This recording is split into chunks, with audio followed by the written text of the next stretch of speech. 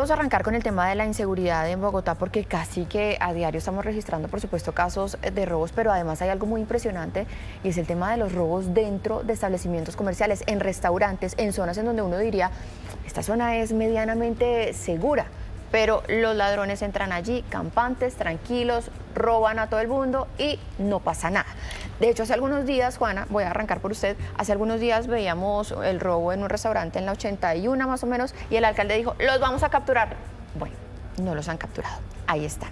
Juana. Ahí hay unos temas fundamentales que creo que hasta ahora no se han puesto en la mesa de los análisis sobre seguridad en Bogotá. Y es, por ejemplo, que sí sectores que son seguros, pero en los que hay más movimiento y hay más dinero, es donde se concentra también muchas veces los robos, que son como los que han pasado en restaurantes, que entran estos tipos, estos hombres que además no se han podido, ha pasado ya 2 semanas, creo, ya vamos para 2 semanas, y no hay rastro de estos hombres que entraron al restaurante de la 81 con novena. Esta semana ya está algo casi diario, ¿no? Estamos teniendo un robo y las medidas que implementó la alcaldía de Claudia López, hasta ahora entró Galán y hay que darle, yo sí creo que un tiempo de respiro, pero lo que está claro es que las medidas que implementó el gobierno de Claudia López no fueron suficientes, ¿no? Vimos que la medida del parrillero nunca funcionó porque hay además una operación que hace la gente, los ladrones en moto, y es que les levantan la placa, entonces nunca los cogen porque nunca saben los números de las placas, así haya cámaras de seguridad, ¿no? Vemos que hay las supuestas cámaras de seguridad que implementó la alcaldía de Claudia López, esta alcaldía denunció que finalmente no, hubo muchas cámaras, fue para comparendos, ¿no?, de carros y para movilidad.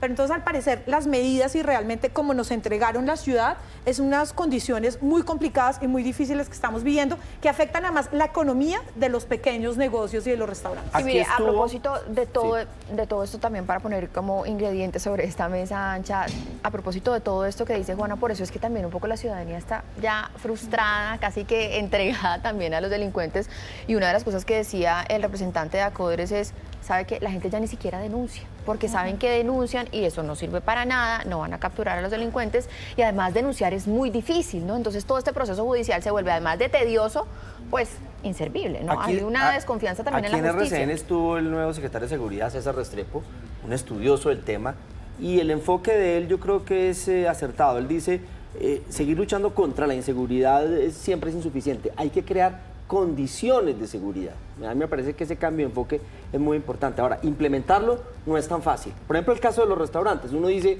¿cuál sería la medida para enfrentar esa situación? Un botón de pánico inmediato, por ejemplo, restricciones para el ingreso, puerta cerrada, eso limitaría el número de clientes, rondas permanentes de la policía y lo Pero que esas rondas funcionan en muchos lugares del mundo y acá nunca están planteando se han ya, digamos, algunos gremios la posibilidad, no sé, de frentes de seguridad, incluso lo más extremo, que las personas puedan tener armas. Yo creo que hay una cosa que hay que revisar. El modelo de vigilancia en las ciudades es un modelo muy estático. Es decir, las policías en su CAI dan una vueltica por la calle, mientras que la criminalidad, por decirlo de alguna manera, es dinámica. Aprovechan el factor sorpresa, ingresan, se demoran 2-3 minutos, salen y no alcanzan a reaccionar. Yo creo que hay que replantear ese modelo tan estático de vigilancia en las ciudades.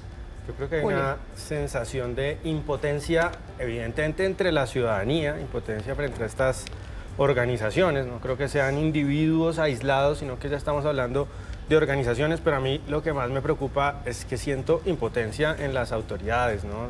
Lo comentamos un poco durante la campaña electoral, que no había, eran lugares comunes cuando se habla de seguridad, ¿no? O más policías, o en términos genéricos de más inteligencia, pero no había estrategias o medidas que uno dijera, oiga, esto va a ser una solución de fondo, porque evidentemente es un problema hipercomplejo que tiene causas, raíces, todo eso, pero toda esa impotencia, y esto es lo segundo que me preocupa, puede derivar efectivamente en el tema de la autojusticia, ¿no? Si los ciudadanos están sintiendo efectivamente que el Estado se le salió de las manos el control de la seguridad, ¿no? Ejerce el orden público, exactamente, la gente acude a ese tipo de prácticas y ahí entramos en una espiral de violencia que al final no, tampoco es una solución, tampoco es un camino. Por ejemplo, unos frentes de seguridad de comerciantes que de pronto están articulados con las autoridades. Eso existió ya los grupos que terminaron siendo grupos paramilitares. O sea, creo que también tenemos que tener un poco de memoria y de la historia de la violencia en Colombia, cómo esos grupos de seguridad ciudadanos terminaron siendo Pero, y teniendo no, pero, Juana, no, muy grandes. No, yo ahí sí creo que tenemos que tener, en las ciudades también existieron. O sea, pero no hay que satanizar la organización comunitaria. O sea, la organización comunitaria, la colaboración por la seguridad es legítima. Es la colaboración ciudadana y otra cosa es la colaboración ciudadana armada. Sí. A ver, Ahora, también es cierto no necesariamente. como decía Juana, que hay que darle un compás de espera al gobierno y a las administraciones. Pero si rápidamente no empieza a haber cambios y cifras positivas, la gente se va a empezar a molestar y a pasarle la cuenta de cobro. Y saben que es muy grave también los alcaldes. efectos económicos que puede tener esto. Es que si todos los días en televisión y en redes sociales vemos que hay atracos en restaurantes, pues claro que la gente va a dejar de salir al restaurante. Y uno ya no quiere hacer restaurante. Es Por terrible, supuesto. pero ya la gente no quiere ir. Es que a uno le da miedo con que lo cojan en toda- y con cualquier toda la lado. razón. Es que lo cogen en cualquier lado, a cualquier hora, no importa si es de día, si es de noche, nada. Y es que esos decir, robos no miren, solo afectan las cifras de seguridad, sino la percepción de inseguridad, que la ciudadanía bogotana ya es bastante alta, más esto, Sí. ya es un nivel de inseguridad permanente que siente la ¿Saben gente. qué me impresiona muchísimo? Ya para cerrar este tema, ese video que se conoció del último robo en un restaurante en Cedritos, es un delincuente y adentro hay 7 personas que son 7 comensales y 2 personas que están atendiendo. Es decir, es un delincuente que está súper envalentonado, se va contra 9 personas y sabe que no le va a pasar absolutamente Tiene el nada. tiempo y en el ese factor momento, sorpresa a su favor. No hay ni denuncias, ni capturas, ni nada. Entonces estamos como que eso en una espiral de la inseguridad. Pasemos a nuestro siguiente tema y es que en las últimas horas se conoció una carta de la Comisión Interamericana de Derechos Humanos en donde palabras más, palabras menos también le piden a la Corte Suprema de Justicia que elija rápidamente fiscal. Oigan, está hablando, dice que la interinidad no le ayuda al país, pero uno dice, ¿la interinidad de qué? Es que Marta Mancera apenas llevaba un día ayer y además esto se da simultáneo a la declaración en donde reitera el presidente de la Corte Suprema de Justicia diciendo que el jueves pasado sí hubo un asedio. Julio, yo quiero arrancar por usted. Yo creo que evidentemente la carta de la CIDH avala la narrativa del gobierno de Gustavo Petro sobre estas circunstancias que vimos en el país la semana pasada, tanto así que el presidente pues la compartió en su cuenta de Twitter. Si hubiera sido pues una comunicación ponderada o que contradijera, digamos, las líneas narrativas, las explicaciones del gobierno, pues el presidente no la hubiera compartido. Entre otras cosas, dice que, por ejemplo, que la ausencia de una persona titular afecta la independencia y la autonomía de la Fiscalía, pero es que esta interinidad está consagrada en la ley. O sea, esto no es algo irregular, aquí no estamos rompiendo el ordenamiento constitucional del país, está consagrado y no solamente está consagrado, es lo normal y hay que insistir en eso, es que es lo que siempre ocurre cuando hay un relevo de fiscal. Ahora hay unas circunstancias pues difíciles, complejas, entre esas que el hijo del presidente está siendo investigado por la Fiscalía y hay unas presiones desde el gobierno, casualmente, vaya casualidad, hacia esa misma Fiscalía. Entonces me parece grave que desde una instancia internacional, multilateral, que deberían fungir como árbitros y en una discusión política profunda como la que tenemos en Colombia, digamos, no tomar abiertamente partido por un lado, pues salga la CIDH evidentemente a avalar un poco, a frivolizar también, entre otras cosas, lo que pasó en la Corte Suprema de Justicia. No, ahí no pasó nada, Julio, fue una escaramuza, ahí no pasó nada, nos dice la Que CIDH. pasa un poco con la CIDH, lo mismo, la CIDH sí, pero no así, ¿no? Cuando la oposición y el Centro Democrático recurrían en el 2016 a la CIDH porque decían que no tenían garantías con la Fiscalía, ahí sí era una voz necesaria y ahí sí era una voz importante, ¿no? Entonces, depende, si me es funcional a mí, vale la pena y respeto la CIDH, pero es que si es funcional a mi contrincante político, eso es un organismo de la OEA regalado. Le sirven los medios Si solamente va- que dicen lo de él, pero Si una bajamos cosa el es que ruido- la CIDH, digamos que independientemente de las voces políticas y de los partidos, es que aquí adentro del país quienes están hablando son los presidentes de las cortes, ¿no? Que están diciendo, un momentico, lo que pasó el jueves sí es importante y la Corte Suprema de Justicia está diciendo, por favor, no nos presionen, Jorge Iván, para cerrar, se Sí, me acabó el pero tiempo. el mensaje de la CIDH a mí me parece que es en doble sentido. Conmina a la Corte Suprema de Justicia para que cumpla su deber constitucional, que está claro que no tiene ninguna razón para no elegir de una terna que ellos mismos ya consideraron idónea, ¿sí? Y le dice al gobierno, no intervenga y no presione. Sí. Es como un mensaje que el día en que se reúna la Corte Suprema de Justicia no Avala la estimule presión, avala la movilización. presión No, del todo lo gobierno hacia la contrario. Corte. Entonces yo no creo La que avala avale, yo creo que totalmente. le da razón en parte La conmina que elija rápido. conmina a la Se me Corte acabó- y le dice al Se gobierno me que acabó no el tiempo, pero yo quiero cerrar intervenga ni con presione. este dato que me parece que es muy importante porque ustedes dicen, esta es una terna idónea, la Corte debe decidir desde ahí. Miren, cuando se eligió a Vivian Morales, Cuando se presentó esa terna, Vivian Morales duró 16 meses, pero cuando se presenta esa terna, porque 2 veces la Corte declaró inviable las anteriores ternas, Pero esta no se ha sido demoraron, declarada inviable. no, por eso, pero cuando presentaron la de Vivian Morales, se demoraron 2 meses y medio en elegir, y en esa terna estaban Carlos Gustavo Arrieta. Ustedes saben quién es Carlos Gustavo Arrieta, que uno diría, perfectamente podría ser fiscal hoy. Juan Carlos Esguerra y Vivian Morales. Es decir, estamos dentro de los tiempos. Seguimos con la mesa ancha y ahora vamos a hablar de 2 debates ambientales que se están dando en el país y vamos a tratar de entenderlo y de que nuestros televidentes lo puedan también entender. Uno es el tema de la isla Gorgona, en donde se va a instalar un radar y hay muchas organizaciones ambientales que se están oponiendo a esto. ¿Por qué? Lo vamos a resolver ahora.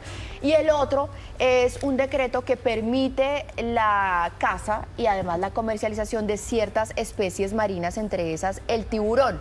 Por eso es que ayer salió esa declaración que ha sido muy polémica en redes sociales de la ministra de Agricultura, que dice que es que a veces las leyes los hacen los yupicitos desde Bogotá. ¿Son unos yupicitos los que están defendiendo, digamos, este tema de las especies marinas? Jorge Iván, usted que es un poco como el que más ha estudiado este tema. Pues mire, aquí hay un debate entre 2 grupos muy interesantes, los podríamos denominar los animalistas y los biólogos o tecnistas que tienen, digamos, y veterinarios que tienen quizás un poco más de fundamentos científicos. Yo creo que, digamos, esta discusión plantea muy bien eso. ¿Qué hacemos con esas especies? El anterior decreto decía 100% de veda, no se pueden pescar para nada. Este decreto reconoce, por ejemplo, que detrás de eso hay pescadores artesanales y temas de seguridad alimentaria. Pero no podemos desconocer, por ejemplo, que también hay un mercado ilegal de la aleta de tiburón que va hacia Asia, donde, digamos, es un plato muy apetecido. Entonces, yo creo que hay que buscar algo que podríamos denominar un escenario de pesca sostenible, ¿sí? Igual con los temas ambientales y los temas de Gorgona. Sí. Creer que la forma de proteger los ecosistemas es no tocarlos, no mirarlos, a veces es contraproducente. Sí. Yo en ese sentido prefiero una intervención sostenible, basada en evidencia, basada en ciencia, y hay que decirlo que muchas de las posiciones de los animalistas no son basadas en ciencia. Sobre este tema de los tiburones, no es solamente, digamos, frente al tema específico de los tiburones, no es solamente, digamos, que haya un tráfico ilegal, es que como le quitan las aletas a los tiburones, son unas imágenes absolutamente crueles, les quitan las aletas, esto es en pesca artesanal, les quitan las aletas y devuelven los tiburones al mar. Es decir, esto no tiene nada de sostenible, ni de ancestral. Esto es un debate mucho más profundo que yo creo que lo que uno a veces ve, ¿no? Está, claro, la crueldad frente a la aleta, el tiburón, que se la quitan, el tiburón vuelve, pero también en la producción masiva de carne para el consumo nuestro. Hay todo un debate, ¿no? No podríamos tampoco comer pollo. A los pollos los meten en jaulitas hasta que los engordan y llegan a cierto peso, que no se pueden mover. A las vacas les tapan los ojos, no pueden mover la cara tampoco. Entonces, si vemos cómo funciona el sistema el sacrificio de animales es cruel. El sistema también masivo e industrial del sacrificio animal es totalmente cruel. ¿Vamos a dejar de comer animal? Yo no voy a dejar de comer animal. Juana, yo hablo, por supuesto, desde mi ignorancia. Pero es que en el tema, yo hablo, por supuesto, desde mi ignorancia, pero es que en el tema de los tiburones no hay ningún tema de seguridad alimentaria detrás, porque es que a los tiburones, si es que se comieran todo el tiburón, uno dice, bueno, pero es que le quitan la aleta para sacar de ahí un aceite y vender el aceite. Ese es el tema del tráfico de la aleta de tiburón y, por ejemplo, como pasa en otros países, del tema de la caza, que es el tráfico también de carne de ballena, de estos animales. Entonces, ¿cuáles especies están protegidas y por qué están protegidas? Yo creo que hay que acudir a la ciencia. Una cosa para que hablemos también de eso, ¿no hay también en todo caso un poco de contradicción entre el gobierno del presidente Gustavo Petro, que uno creería, digamos, en este consciente colectivo, que llegaba con este tipo de políticas ambientales y ha reversado muchas políticas ambientales, y aquí metámonos también ya en el tema de lo de Gorgona? Víctimas de su propio invento en el gobierno, que en muchos temas ambientales ha sacado la ciencia a patadas de las discusiones y ahora exige que sea la ciencia la que resuelva esta discusión en Gorgona o cómo explotar adecuadamente los recursos. Ayer veíamos un ejemplo de cómo el gobierno ha sacado a patadas la ciencia de la discusión ambiental con el presidente diciendo, por ejemplo, en un discurso que el COVID había sido causado por el cambio climático, algo que pues, la ciencia para nada, pero para nada ha comprobado, ni es ningún tipo de consenso, es una especulación casi conspiranoica como las que nos tiene acostumbrado, por ejemplo, el ministro de Salud. Entonces, digamos, esto se repite. Y dijo también, por ejemplo, otra afirmación sacada de la manga, relacionada con el cambio climático, que por ejemplo hay que reemplazar las termoeléctricas, que son las que le dan estabilidad al sistema eléctrico nacional, y reemplazarlas por eólicas y solares, que por obvias razones no son constantes. Otro disparate desde el punto de vista Julio, pero técnico-científico. en este caso entonces no. acá sí está el gobierno diciendo, llamemos a la ciencia, y en otros temas En ambientales este caso, la saca patadas. la ministra de Agricultura está hablando de pesca sostenible basada en evidencia científica. Y la ministra de Ambiente, Susana Muhammad, vamos a hacer una intervención en Gorgona basada en evidencia. Quienes no están del lado de evidencia en este lado son los En animalistas. este caso, en otros y el la gobierno senadora no le importa la Padilla. evidencia, le importa la ideología, ¿no? En este, ahí sí, llamemos a la ciencia, ¿no? Entonces, selectivamente llamamos a la El hecho ciencia es que cuando todo nos es culpa de conviene. Petro. Bueno, el tema... Pase lo que pase, es culpa de Petro, eso No, lo pues, tenemos claro. si el gobierno tiene un comportamiento hipócrita, entonces no lo podemos señalar. No lo Pues, podemos claro, pero lo que cuando pasa hace es que, cosas buenas, es que le el sacan lo malo. gobierno es el responsable de dictar este tipo de políticas ambientales, buenas o malas. Ese es el debate.